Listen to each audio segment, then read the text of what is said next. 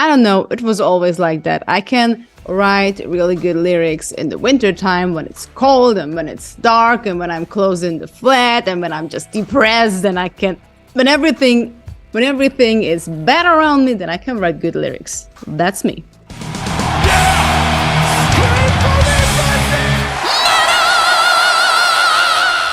Hey everyone, welcome to the channel. My name is Belgian Jasper. If this is your first time in the channel, hit subscribe right now.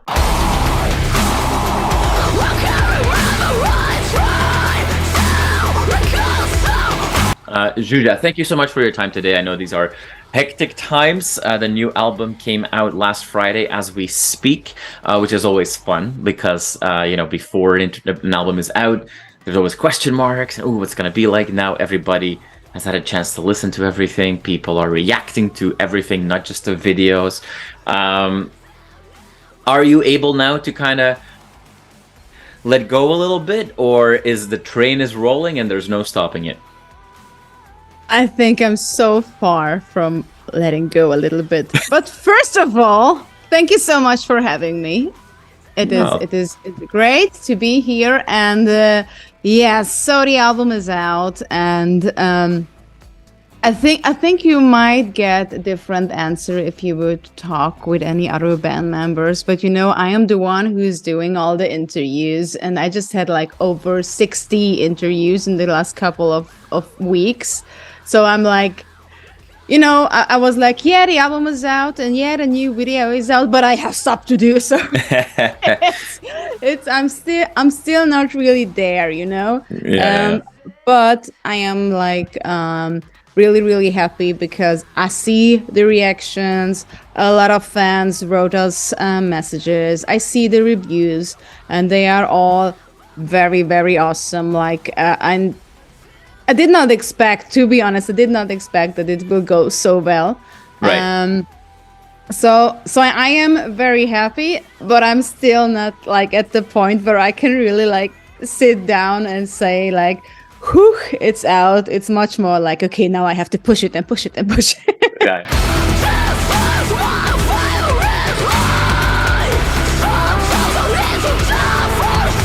I'm gonna just assume that this release cycle, for all the good things about it, the good hectic things about it, is also in a different level altogether than what you've seen before. Does it feel in a way a little bit like a first release? Is this a bit of a reset moment for the band? There are a lot of first things I agree with.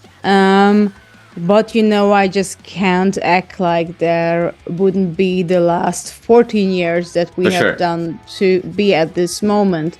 It is, I think the weird thing that always makes me stop for a little bit is that the new normal always feels so quickly normal, Yeah. It is because we always had labels, but we were always signed at independent, smaller label. Maybe with the time they got a little bit bigger, but still the independent, small label type.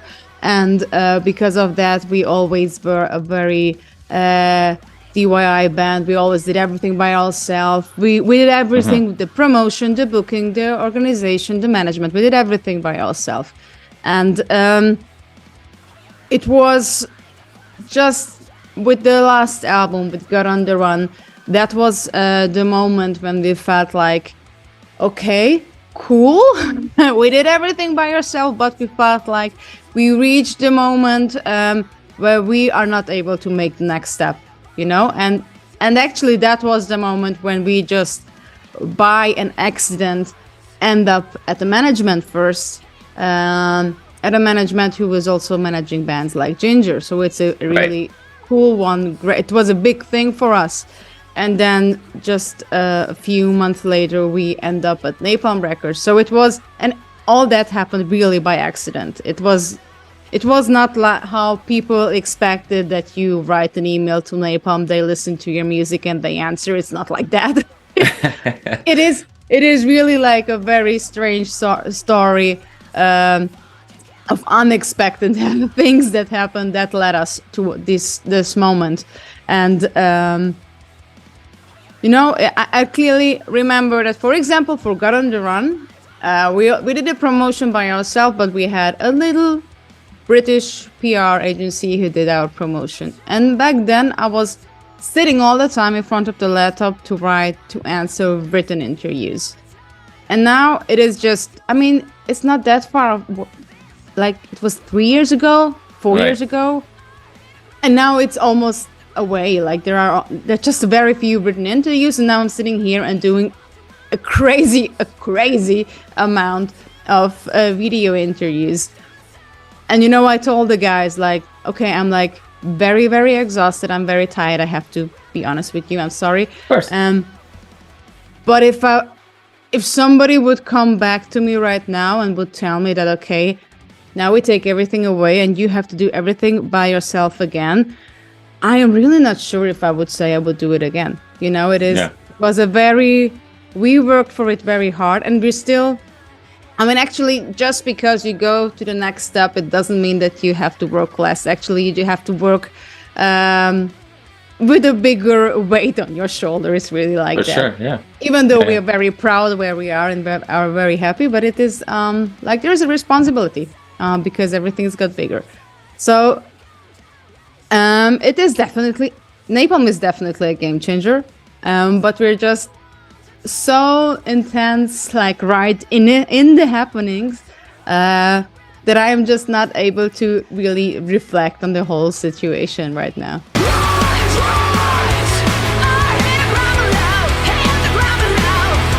Now that journey that you've been on you've also been on a musical journey. This album sounds different from where you come from. And it has evolved maybe over time, but if you now go back to some of the earliest work, it is less, punky, if you will. There is definitely a punk element to it. But I think you guys originally described yourselves as we're a punk rock metal band, and you probably wouldn't say that today anymore.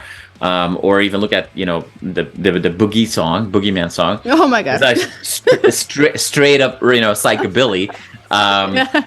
So with this new team and like all these new doors opening up, and I know that you've worked hard and long to get to this spot. Yeah.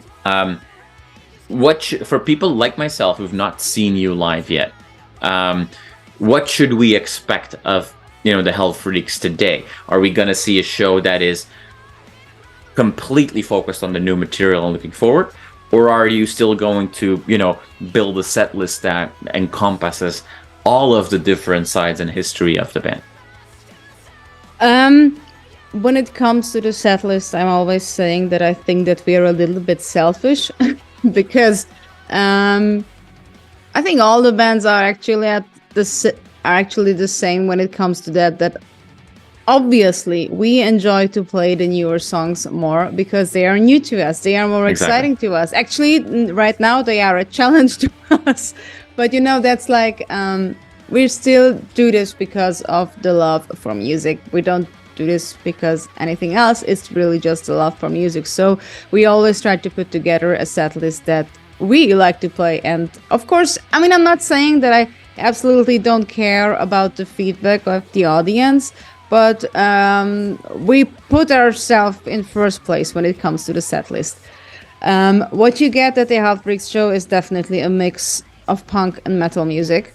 It is extremely energetic. Like people are always, I love that I heard it not only once, but even more people told me that they just came to the show and then they thought that they will go out for a beer when there is like a little calm down and chill, and then they couldn't go out because there was not a moment like that, So so I think we still play older songs, because I know a lot of people know us, especially from these 14 years. We are active for so long. Of course, there are people who know us from the older times, and I don't want to disappoint them, and it is part of the HELLFREAKS.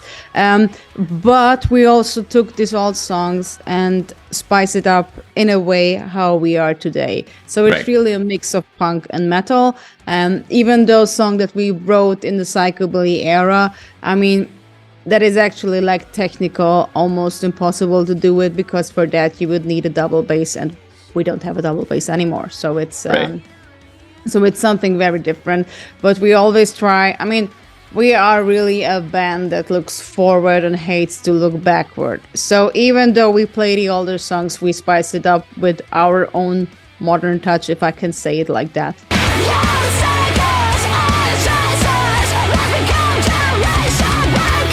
The concept, the themes that you guys talk about, the artwork, some of the videos are dark.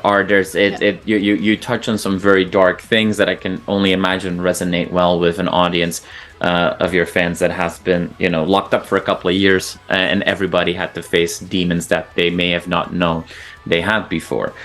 At the same time, I'm just having a lot of fun with the record. It's fun to listen to, and it's like it's almost danceable rock music. But then when you actually like pause in the middle of your dance moves, not that I'm gonna do dance moves here, don't worry. And you actually listen to what's being said, it's like, oh wow, this is actually some deep and dark stuff. That idiosyncrasy, or that balance between the two, is really fun and really exciting. Is that something for you as well, that you want to make sure you keep tapping into those both worlds? It is. So here's the story. I personally are not able to write lyrics which are not inspired by dark things. It just, I don't know, it was always like that. I can write really good lyrics in the winter time when it's cold and when it's dark and when I'm closed in the flat and when I'm just depressed, and I can, when everything is bad around me, then I can write good lyrics. That's me.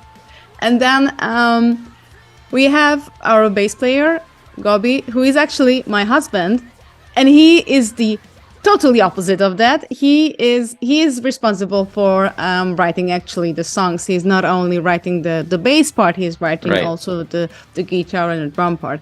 And he has a much more positive mindset, And this weird thing that you hear is what happens when we work together.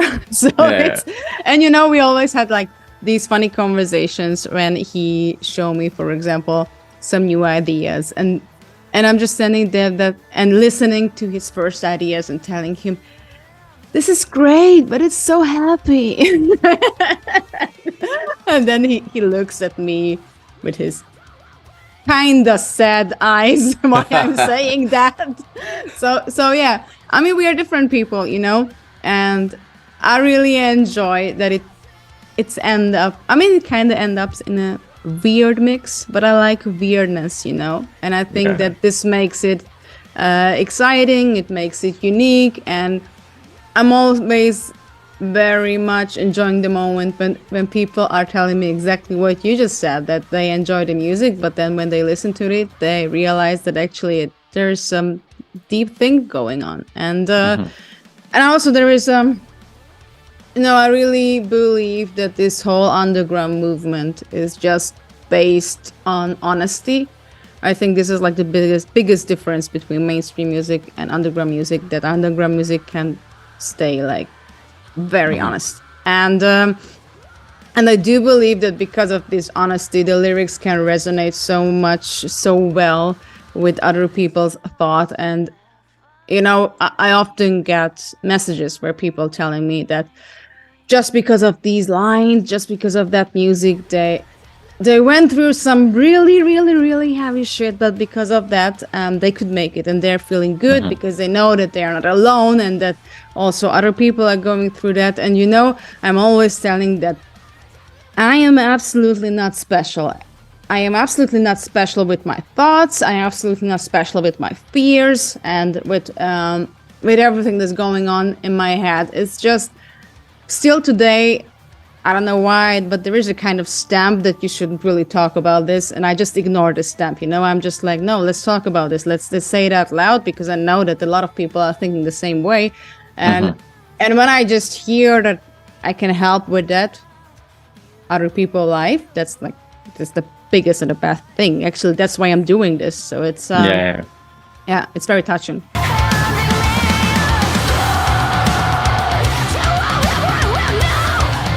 And band is from Budapest. Are you still there? Yeah. Okay. We are so much there. We just our flat is actually like just a few hundred meters under the castle of Buda. So we couldn't be more centralized than what we are. There you go. So, and nice that you say that. So when people listening to this interview that have not been to Budapest, when you say the castle of Buda, it is Buda and Pest on either side of the river. A really cool place as well. But when I hear you talk about these two different worlds coming together, or even just you and your husband, you know, black and white, sad and happy, and all that kind of stuff.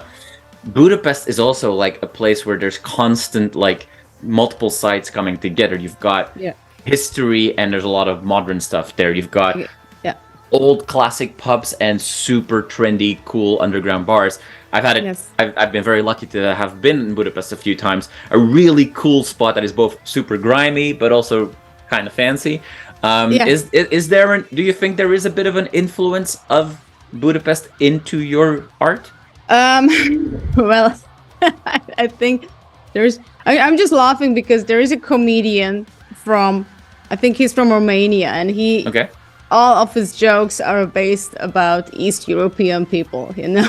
And he's doing his shows actually in Berlin, but I really love to follow his videos on TikTok.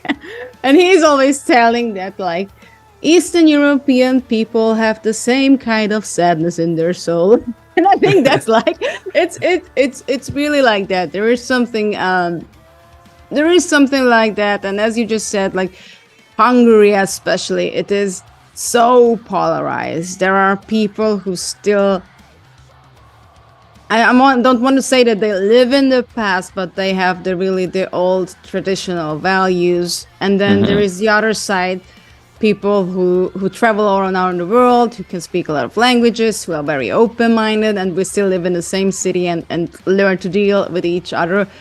But there is, as you just said beautifully, there is a lot of polarization in the city, in the country especially. And especially in times like this, like we are going through right now, these differences are getting just bigger and bigger. So it is a weird time to live in.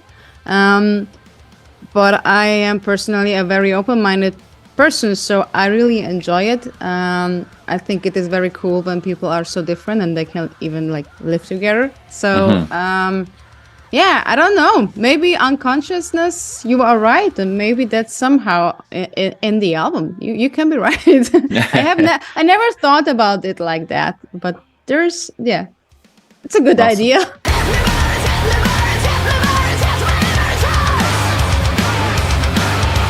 I'm not always a fan of bands doing, setting the mood with big intros or outros, but I think on your album it really works with the sunset and the sunrise pieces to it, and it gives like from the get-go that the album starts, kind of creates this spooky, 70s B-movie horror soundtracky vibe, but with like some modern influences. You mentioned that your husband writes a lot of music. Is he also the person that is behind? Because I don't think you would consider them full-blown songs necessarily. Is he also behind creating those intros and outros, or is that somebody else in the band? No, it's also he is responsible for that as well. There is just actually on this album there was just one guy, a Hungarian guy, who helped us a little bit with the electronical vibe stuff, but they worked together with Gabi, of course. So even when the intro and outro was written, it was based on Gabi's idea, and he gave like the instruction. But this guy Daniel, he made the things that Gabi were not able to. So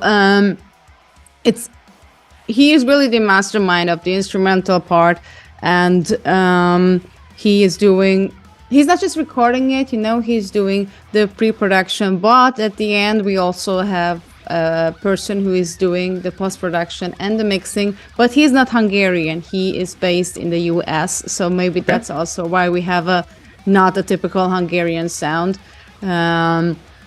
we started to work with this person back on the album Got on the Run, and we actually really liked what he did, and so many people said that it's a great sound, and we also think that it is great. We made actually a few test runs to find someone here in our country, or at least someone in Europe, but it did not work out as well. So we said no, this is like, we will stick with that guy. It's good.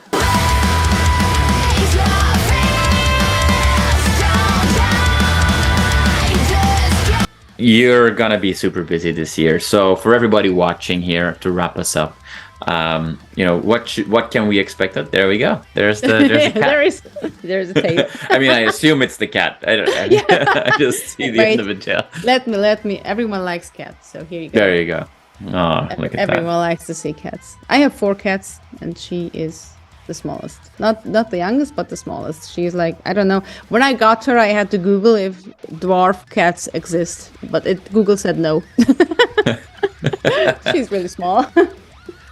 So, Awesome. what can we expect from the HELLFREAKS? So, on May we go on tour. We go on tour in Germany and Czech Republic, and actually there is still one more music video that we're going to get released. I mean, last year was after we finalized the album in June. After that, we just made music video after music video after music video after music video. So it was actually the last year was very, very busy. So there is one more video to go, and then I really hope that we will get some more dates and that we can really celebrate this album, and that we don't have to repeat our past with Got on the Run, that we just had 4 gigs and that was all. So Yes. I hope that no world tragedy is going to happen again. And that we can really celebrate this album and play live, because I'm like, I really want to go out on stages and just, share the musical experience and be with the people, because I really missed it. And but I hope that this is all going to happen soon. There you go. And then I'll keep my fingers crossed that you guys find yourself on a package that comes here to North America and play Canada. That would be awesome, yeah. And get to see you guys on a stage. If not, we'll have to come to Europe and see you somewhere. Zsuzsa, I'm gonna let you go because it's busy days. Thank you so much for your time and answering some of my questions. And I wish you all the best in the continued release cycle and interview cycles and video releases and so on of this album. And hope to see many more live shows announced. Thank you very much for having me. It was really nice to chat with you. And then, hope to talk with you in a few months.